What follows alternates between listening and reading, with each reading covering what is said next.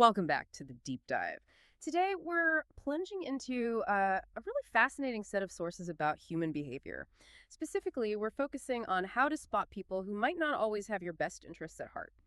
You know those individuals, the ones who seem to shift and change, leaving you kind of wondering about their true intentions. Our mission today is really to unpack these insights for you, offering a bit of a shortcut, maybe, to understanding the subtle signals that often go unnoticed. Forget the obvious villains. Our sources suggest that cunning people aren't wearing just one mask. They're changing it practically every day. They might be smiling right at you, but their mind is already deep into some kind of plan. So, we're going to dive into 7 distinct behaviors that signal someone isn't truly wishing you well, and maybe touch on why these tactics work. Okay, let's unpack this and get into the first key insight from our sources. So, our first sign highlights a person's tendency to say different things to different people, all to achieve, well, a specific outcome. It's not necessarily about being outright evil, but often it's a deeply ingrained survival strategy.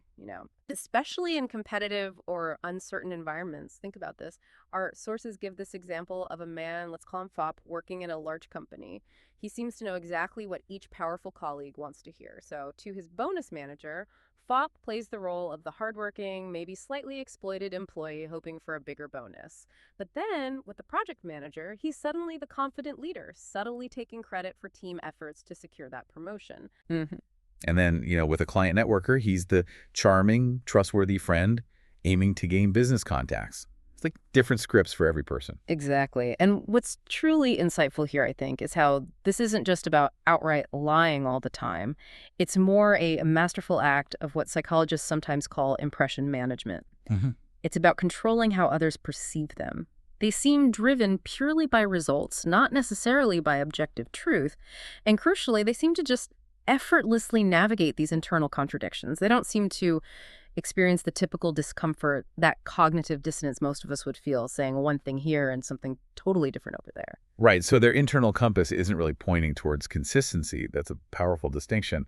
How does that play into the bigger picture for us? Well, it reflects what's known as a social exchange mindset.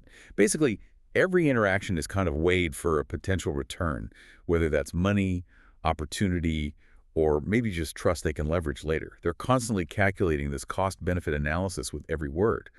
So for you, the listener, it really raises a key question. How often have you sensed someone constantly adjusting their narrative based on who they're talking to and maybe not seeming bothered by it at all? And the long-term impact. What do the sources say about that? Well, they indicate that while these individuals might gain short-term benefits, absolutely, their relationships tend to become incredibly fragile over time. Yeah. Trust inevitably erodes as these inconsistencies surface, right? Which often forces them to constantly seek new circles because the old ones just, they crumble. There's no genuine connection holding them together. It's like a constant treadmill they can't seem to get off. Okay, so moving from that outward inconsistency, let's explore how subtle misdirection plays out. Our next sign delves into those who subtly spread rumors or maybe just partial information, enough to make others misunderstand a situation. And it's usually not for fun or boredom. Our sources suggest it stems from a deep fear and insecurity about their own status, and maybe a desire to control things without direct confrontation. Imagine a workplace scenario from our sources, like 2 colleagues, Ploy and Fawn, both vying for a promotion. Ploy might subtly spread rumors like, oh, Fawn seems really close to the boss lately, or perhaps, I think I heard Fawn missed a project deadline. Right. Vague things. Exactly. These rumors lack clear evidence, but as they spread, they create this negative perception of Fawn, making people question her abilities or integrity. All without Ploy ever having to directly accuse her of anything. It's a classic strategy, isn't it? Creating this cloud of suspicion rather than making a direct accusation. And the person initiating the rumor often use that vague, deniable language like, I just heard, or maybe asks open-ended questions.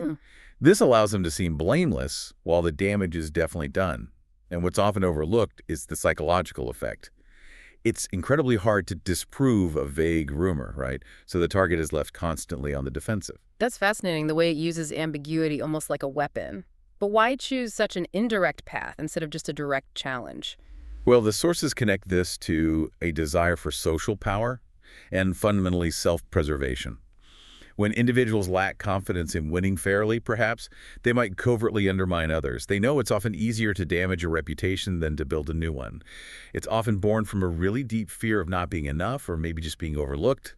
It's about controlling outcomes without having to truly compete head-on. So what does this all mean for you listening? It sounds like you need to be incredibly wary of those who consistently avoid direct engagement. That's right. In the short term, the rumor monger might gain advantages, positions, trust, whatever. But over time, when people eventually realize they've been misled, that trust just collapses, and rebuilding it is incredibly difficult. Almost impossible sometimes. This next behavior from our sources, I think this one truly hits close to home for many of us. It's about those people who offer help, especially when you're feeling vulnerable or overwhelmed, but secretly they're looking to gain something significant for themselves out of it.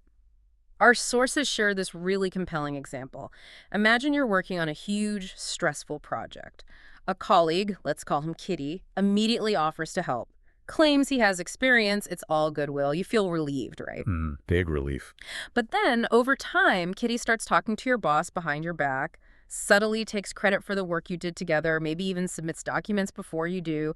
And when you ask him about it, he just says something like, "Oh, I was just helping us meet the deadline." Yeah, it's helping. In the end, Kitty gets all the praise, maybe the recognition, and you're seen as just a minor helper. And what's often missed here, I think, is that the benefit isn't just praise. It's enhanced credibility, a better image with superiors, maybe even real opportunities for promotion, all while subtly stepping over you, without ever appearing to steal anything directly. This behavior often stems from that fear of being overlooked, or perhaps a deep-seated belief that they actually can't advance on their own merit. So they infiltrate your work, use your vulnerability to make themselves look valuable.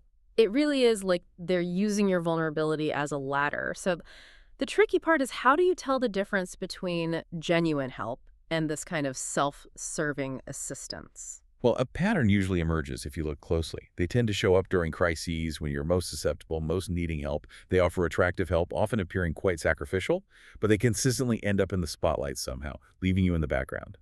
And a key indicator from our sources is this: they probably won't help if there's no clear payoff for them. Genuine help isn't usually transactional in quite the same way. Right, that makes sense. So what does this all mean for you? I mean, you absolutely shouldn't reject all help, obviously. Yeah. But you have to try and discern the genuine intentions. The sources suggest things like clearly defining tasks, maybe documenting who does what, and just having the courage to communicate directly when you feel someone is overstepping. Because insincere help, paradoxically, can be as dangerous as outright deception. It's just harder to spot because it masquerades as support. Precisely. Okay, imagine this. Playing chess against an opponent who shows absolutely zero expression, no smile, no frown, no sigh of relief or frustration, nothing. You can't guess what they're thinking, what their next move might be, or even how serious they are about the game. This kind of unsettling stillness. That's our fourth sign of potentially cunning behavior. Our sources explain that they use this calm, unexpressive demeanor as a tool. It's for control, really, and it doesn't require much energy from them. They simply don't want you to know what they're thinking because making you guess creates this invisible power dynamic. We humans, we naturally rely on facial cues, body language, right, to understand each other. But when someone offers absolutely no signals, it's like walking in a completely dark room. You don't know if they like you or trust you or agree with you, and this void forces you to guess constantly, making you feel uncertain and giving them a significant It advantage. really is a masterclass in psychological warfare, isn't it? Think about it in negotiations. They won't reveal if they like an offer or not, pushing you to concede more just out of sheer uncertainty. Or consider a boss who never clearly praises or criticizes. What happens? Employees constantly overthink, trying desperately to meet these unstated, often shifting expectations. It creates immense pressure on you to constantly adapt and read into their unreadable presence. And it sounds incredibly draining for everyone around them. What's the deeper motivation, do the sources say, behind this kind of emotional stillness? Well, our sources suggest their goal is really to maintain an advantage and avoid vulnerability at all costs.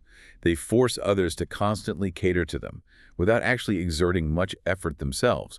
Their stillness becomes like a shield, ensuring you remain cautious and maybe don't dare challenge them. They're playing a game where they never ever show their hand, and that's a very powerful position to be in. So what does this all mean for you? Someone who intentionally hides their emotions like that might not actually be the calmest person in the room, Not at all. but rather someone actively trying to confuse you to gain an advantage, all by simply doing, well, nothing visible. It's quite strategic.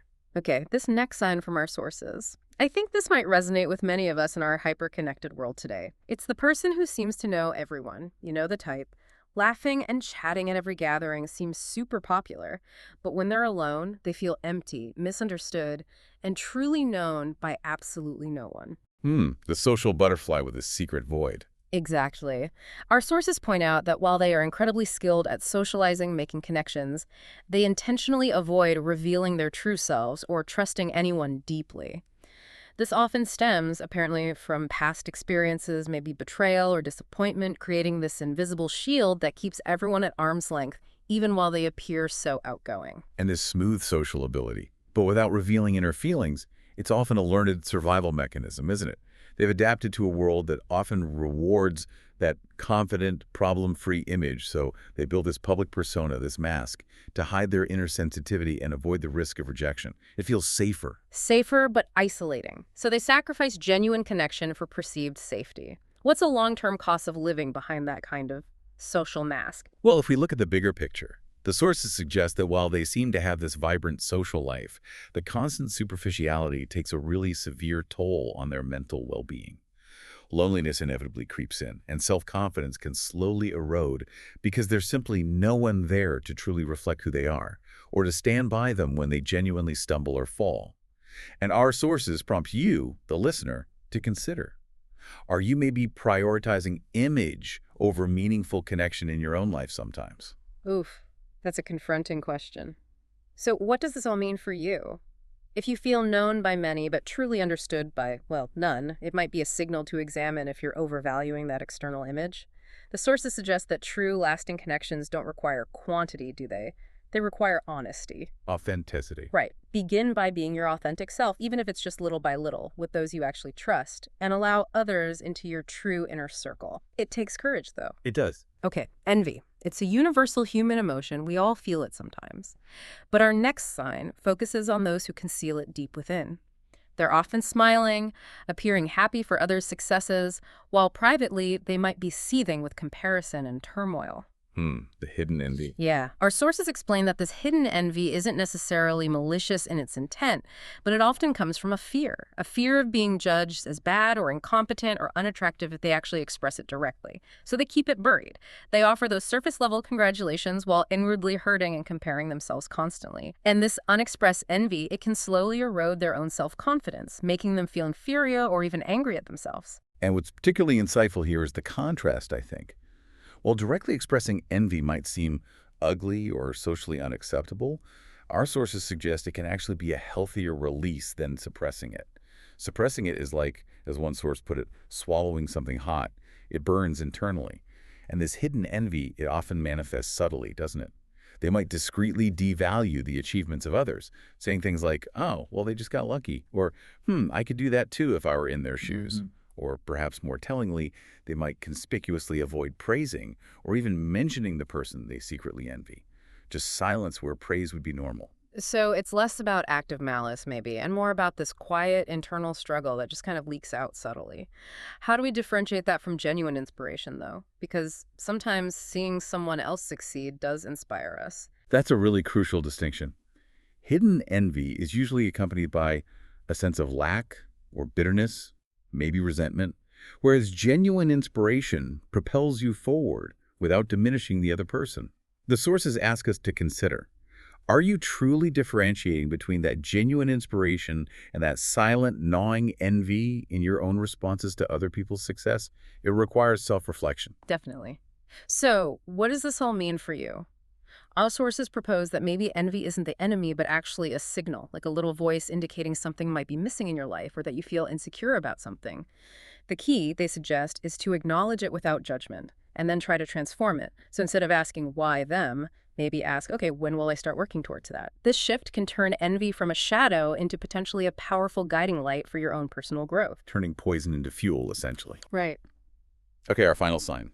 This one is about individuals who meticulously craft an image of being good, kind, or selfless, yet harbor, let's say, impure intentions underneath.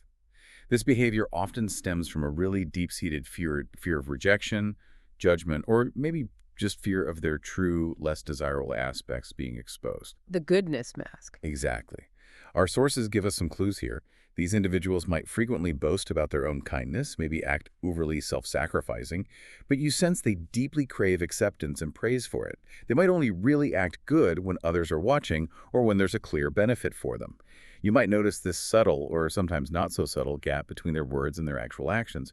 For example, they might use very polite words, but with a manipulative intent, maybe making you feel guilty instead of just stating a direct need they have. And the psychological toll this takes on the person doing it is immense. Constantly maintaining a false image. It leads to internal conflict, stress, and this pervasive fear of their true self being revealed. Over time, this actually erodes their own confidence, making them unable to speak their truth or express genuine feelings, which forces them to build an even thicker, more protective mask. It's an exhausting charade to maintain. It really does sound like a cage they've built themselves out of their own fears. How can someone on the receiving end, though, tell the difference between genuine goodness and this kind of superficial performance? It can be convincing. It can be very convincing. Our sources highlight that the real difference lies in intention and, crucially, consistency over time. Truly good people tend to do good things even when no one is watching. They can admit their mistakes, they're open to growth, they don't necessarily need applause. Those who just project goodness often only do so when observed, frequently sacrificing their true self for the sake of their image. So for you, the listener, the key is observing the whole person over time, not just the isolated performance or the nice words. Right, looking at the pattern, not just the snapshot. So, what does this all mean for you when dealing with such individuals? Our sources suggest maybe understanding and mindfulness rather than just anger. Observe their long-term behavior, listen to what's not being said, maybe, and try not to be swayed by sweet words alone. And most importantly, probably, don't expect to change them. But do set clear boundaries to ensure you don't become just another tool in their illusion. Protect your own well-being. Exactly. Wow, okay. We've covered a lot in this deep dive, haven't we? From inconsistent narratives and subtle misinformation Hmm. to feigned helpfulness, that unsettling emotional stillness, superficial relationships, hidden envy, and finally, masked goodness. It seems clear that these behaviors, while they can feel really manipulative on the receiving end, often stem from deeper insecurities and fears within the individual, both fears about themselves and maybe fears about others. Absolutely. And what's truly insightful here, I think, is that recognizing these signs isn't about becoming cynical or mistrustful of everyone. Not at all. It's really about becoming more aware of the subtle dynamics at play in human interaction. It's about protecting yourself, yes, but also understanding the true nature of your relationships and ultimately choosing to engage where there's genuine connection and integrity. And here's where it gets really interesting for you, the listener, as we wrap up this deep dive. If you've recognized any of these behaviors in your own life, maybe in others, or perhaps even spotted a subtle tendency in yourself, let's be I honest. love shadows. Right. Right. Remember this, the sources consistently highlight that true power and peace don't come from manipulation. They come from honesty, from self-awareness, and from building relationships based on genuine earned trust. So, what does this all mean for you to maybe mull over? Consider this. The truly resilient and genuinely good person isn't afraid to be imperfect. And perhaps the most powerful thing you can do is strive to be authentically you, flaws and all, without feeling the need to constantly perform. It's about standing in your truth, knowing that genuine trust isn't built on some flawless projection, but on sincere, consistent action over time.